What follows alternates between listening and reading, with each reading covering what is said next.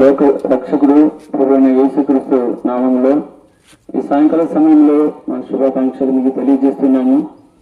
ప్రభువైన యేసుక్రీస్తు వారి యొక్క సమాధానమును స్వార్థగా ప్రకటించటకు మీ మధ్యకు మేము వచ్చినాము. ప్రియులారా, పరిశుద్ధ గ్రంథంలో నుండి ఒక వాక్యం చదివి చూపించాలని ఇష్టపడుతున్నాము. లూకా సువార్త 8వ అధ్యాయంలో ఆ వాక్యం ఉంటున్నది.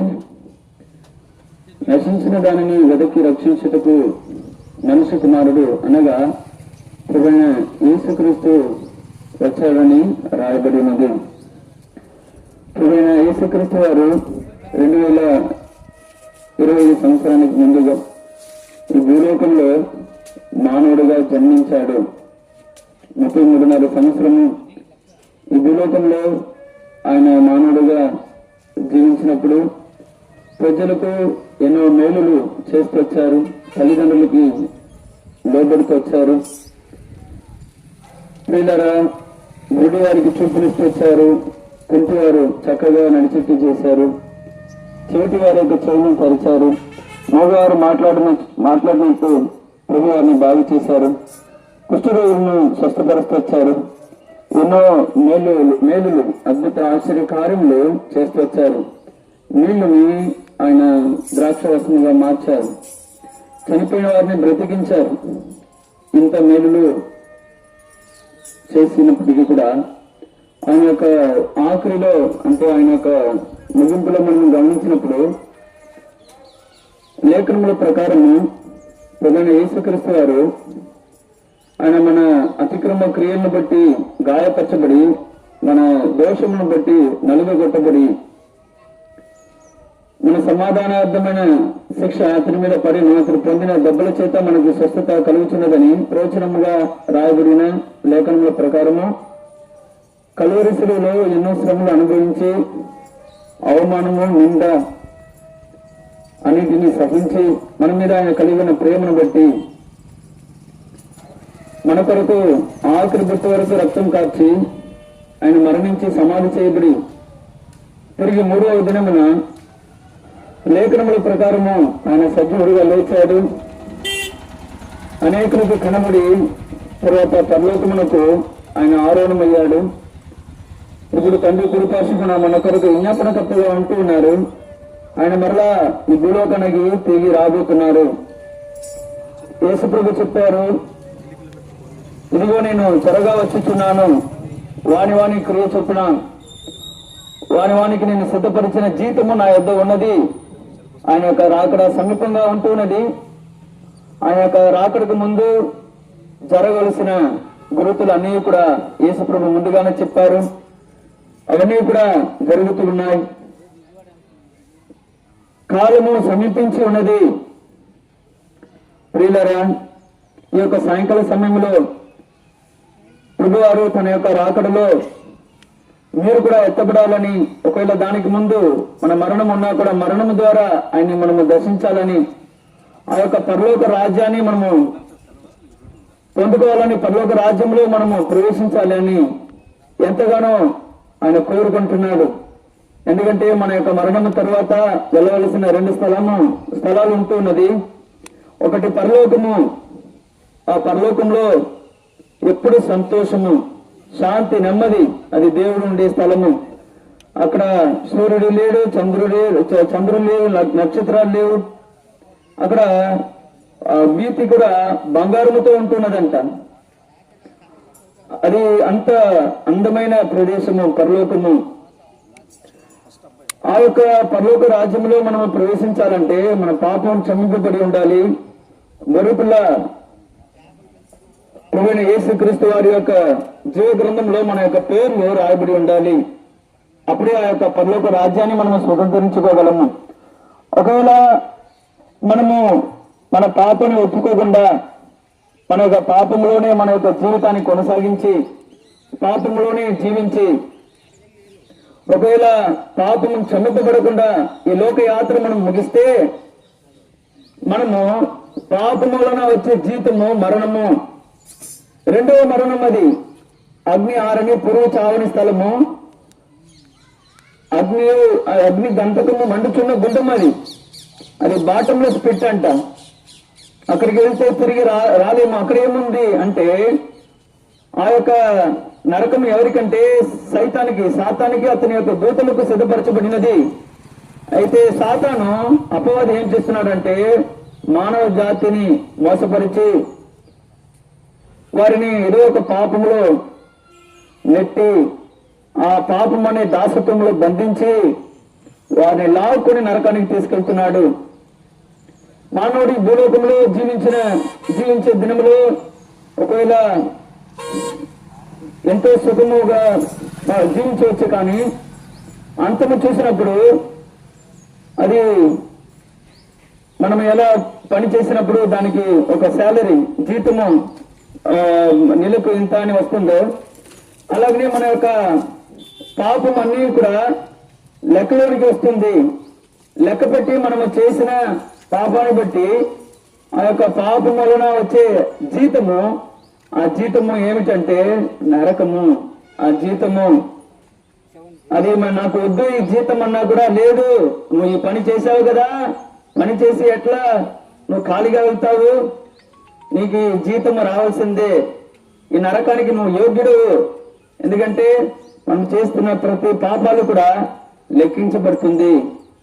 యేసు ప్రభు రక్తం ద్వారాగా మన పాపాలు కడగబడకుండా క్షమించబడకుండా ఉంటే ఈ పాపము వలన వచ్చే జీతము నరకంలో మనము పాలు పొందేవారముగా అయిపోతాము.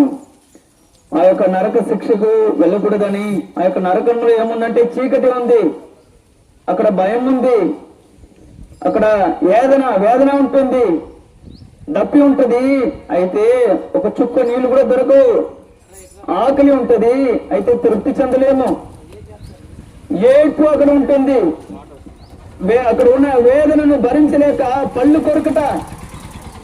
ఇది ఎంతకాలము? ఈ నరక శిక్ష ఎంతకాలము? 10 సంవత్సరములా, లేదంటే 100 సంవత్సరమా? కాదండి. లేదంటే నా జీవిత కాలం వరక? కాదండి. యుగాయుగములు, సదాకాలము ఆ యొక్క అగ్నిగంధము మండుచున్న యొక్క గుండములో మనం పడబెడితే అక్కడికి వెళ్ళిన తర్వాత తిరిగి రాలేము. అక్కడ దేవుని యొక్క కనికరం ఉండదు, దేవుని యొక్క ప్రేమ ఉండదు. ప్రియులారా, ఆ యొక్క అగ్నిగుండం అనేది, నరకం అనేది దేవుడు లేని ఒక స్థలము. ఆ స్థలానికి వెళ్ళకూడదని ఈ యొక్క సాయంకాల సమయంలో ప్రభు మాట్లాడుతున్నాడు. నా కుమారుడా, నా కుమార్తె, నీ హృదయం నాకు ఇమ్ము. యేసు ప్రభువా, నా హృదయము నా యొక్క పాపం వలన నిండి ఉన్నది, నన్ను క్షమించుము, మీ రక్తం ద్వారా నన్ను కడుగుము, నా హృదయంలోనికి రమ్ము, నన్ను మీ బిడ్డగా స్వీకరించుము. నేను చేసిన పాపానికి తగిన శిక్ష నరకమే, నాకు తెలుసు ప్రభువా. ఆ శిక్ష నుండి తప్పించేదానికి నా యొక్క దాన ధర్మములో, నా యొక్క పుణ్యక్రియలు పనికిరాదు. నేను కూడా నన్ను విడిపించుకోలేను, ఎవరు కూడా నన్ను విడిపించలేరు. మీరు ఒక్కరే ప్రభువా ఆ యొక్క నరక శిక్షల నుండి నన్ను తప్పించగలవాడు. నమ్ముచున్నానయ్యా, నన్ను కరుణించుము, పాపినైనా నన్ను కరుణించుము, నా హృదయంలోనికి రమ్మని మనల్ని తగ్గించుకుని ప్రభు దగ్గర మన పాపాన్ని కప్పుకోకుండా ఒప్పుకుంటే ప్రభు యేసుక్రీస్తు రక్తము ప్రతి దుర్నీతిలో నుండి మనల్ని పవిత్రులుగా చేయను. ఒకవేళ మనము పాపమే ఉన్నప్పటికీ ఆయన దగ్గర మన యొక్క పాపాన్ని మనము ఒప్పుకుంటే మనల్ని శుద్ధి చేయుటకు ఆయన నీతిమంతుడు, యథార్థవంతుడు అని రాయబడి ఉన్నది. ఆయన యొక్క నీతితో మనల్ని ధరింపజేసి పాపులైన మనలను నీతిమంతులుగా తీరుస్తాడు, పరిశుద్ధులుగా మారుస్తాడు. ఈ లోకములో పరిశుద్ధమైన జీవితము జీవించడానికి సహాయపడతారు. ముగింపులో ఆ యొక్క నిత్య జీవం అనే పరలోక రాజ్యాన్ని స్వతంత్రించుకుని శ్లాఘ్యతను, ధన్యతను దేవుడు మనకు ఉచితముగా దయచేస్తాడు. వింటున్న ప్రియులారా, ఇదే మిక్కిలి అనుకూల సమయము, ఇదే రక్షణ దినము. ఒకవేళ ఇది నాకు అవసరం లేదు, ఒకవేళ అలా అనుకుంటే రేపు ఏమి సంభవించునో మనకు తెలియదు. మన యొక్క బ్రతుకు, మన యొక్క జీవితము ఏ పాటిది? కొంతసేపు కనబడి అంతలో మాయమైపోవచ్చిన ఆవురి వంటి వారము మనము, గడ్డి వంటి వారము మనము, గడిచిపోయే నీడ వంటి వారము మనము. ప్రియులారా, ఈనాడు సస్తే నేను ఎక్కడికి వెళ్తాను? ఆ నిరీక్షణ మీకు ఉందా? యేసుప్రభు అన్నారు, నేనే పునరుత్థానమును జీవమునై ఉన్నాను, ఎవరు నన్ను విశ్వసిస్తున్నారో వారు జీవిస్తారు, బ్రతుకుతారని. ప్రియులారా, ఆయన యొక్క నామంలో మనకి నిత్య జీవం ఉంటుంది. విశ్వసించినట్లయితే చాలు. మన దగ్గర నుండి దేవుడు ఏమీ కూడా కోరుకోలేదు.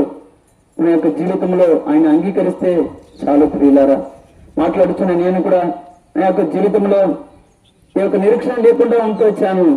స్వస్థ ఎక్కడికి వెళ్తానని నాకు తెలియదంటే నాకు తెలుసు, నేను చేసిన పాపాన్ని బట్టి నాకు ఏమాత్రం మంచి స్థలం దొరకదని, నేను చేసిన పాపాన్ని బట్టి నేను నరకానికి పాత్రనని నాకు బాగా తెలుసు. అందరిపై నాకు మరణ భయం. అయ్యో, నేను మరణిస్తే ఎక్కడికి వెళ్తాను? నా పాపం విషయంలో నేను పశ్చాత్తాపడ్డాను. యేసు ప్రభు వారిని హృదయంలో విశ్వసించాను. పాపాన్ని నేను దాయలేదు, ఒప్పుకున్నాను. ఆయన రక్తం ద్వారా కడగబడి ఈనాడు మీ మధ్యలో ఈ యొక్క సాక్ష్యం పలుకుతున్నాను. ప్రియులారా, ప్రభువైన యేసుక్రీస్తు వారు మిక్కిలిగా ప్రేమిస్తున్నారు. అందువలన ఆయన ఎద్దుకు రండి. ఆయన నా ఎద్దుకు వచ్చేవాణిని నేను ఎంత మాత్రమూ త్రోసివేయనని ఆ ప్రేమాస్వరూపైన దేవుడు ప్రేమతో ఆవాదనిస్తున్నారు. ప్రభువైన యేసుక్రీస్తునందు విశ్వాసం ఉంచును, అప్పుడు నీవును నీ ఇంటి వారిని రక్షణ పొందుదురు. ప్రభువైన యేసుక్రీస్తు రక్తము ప్రతి దుర్నీతుల నుండి మనల్ని పవిత్రులుగా చేయను. మా ప్రియులారా, ఇంకా ప్రభువైన యేసుక్రీస్తు వారిని గురించి మీరు ఎక్కువగా తెలుసుకునే దాని కొరకు మనకు సమీపంలోని తుమ్మపూడి గ్రామంలో మెయిన్ రోడ్ దగ్గరలోని ఆర్సిఎం స్కూల్ దగ్గర బేతనియా ప్రార్థనా మందిరం ఉన్నది.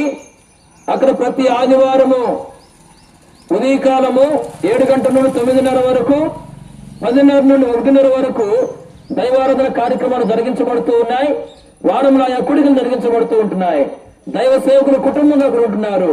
దైవజనుడు భక్త సింగర్ దేవుడు అనుగ్రహించిన ప్రత్యక్షతలో పరిచయం జరిగించబడుతుంది. మీ అందరినీ ప్రేమతో ప్రభువైన యేసుక్రీస్తు నామములో ఆహ్వానిస్తూ ఉంటున్నాం.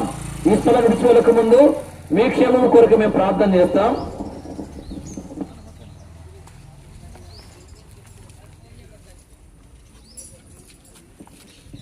ప్రేమ కలిగిన మా పరలోక తండ్రి, పరిశుద్ధమైన దేవాన్ని కొందనాలు స్తోత్రములు. ఈ వీధిలో చెప్పండి, మీ జీవముగల మాటలను దీవించండి. ఎందరైతే దూరముగా సమీపంగా ఉండి విన్నారో మీ వాక్యమును వారి హృదయాల్లో ప్రభా దర్శించి ఫలింప చేయండి. ఈ గ్రామానికి రక్షణ దైవాశీర్వాదము దయచేయండి. మీ సంకల్పంలో అనేకులను సంధించండి. వినడం వలన విశ్వాసం కలుగును, క్రీస్తుని కూర్చున్న మాట వలన కలిగిన సహాయం దయచేయమని, మీ వాక్యము చేత అనేకులను దర్శించమని ప్రభువైన తండ్రి, అనేకులు నిత్య జీవానికి దేవుని రాజ్యమునకు వారసులుగా చేయండి. దేవా, ఈ మాటలు వారు ఆలకించిన వారే మరి ఆ పరీక్షించి నాయన సత్యమును చేపట్టి గొప్ప దీవెన, గొప్ప రక్షణ, దైవాశ్రమకు నిత్యత్వమునకు వారసులుగా చేయమని, వారిని వారి కుటుంబాలు నాయన వారి వ్యవసాయం చేతి పనులను కుటుంబాలు ఉద్యోగం ఆత్మీయంగా భౌతికంగా మీరు దీవించండి. వ్యాధి బలహీనతల వరకు స్వస్థత ఇచ్చేయండి. దేవా, ఈ గ్రామం క్షేమం ఆశీర్వాదం కోరుతూ ముందుకు వెళ్తున్న మీ సన్నిధి మాతో ఉంచండి. అనేక ప్రజలను దర్శించమని మీ సహాయమును కృపను కోరుతూ యేసుక్రీస్తు పరిశుద్ధమైన నామములో స్తుతించి ప్రార్థిస్తున్నాము తండ్రి. ఆమేన్. స్ట్రైట్ గానే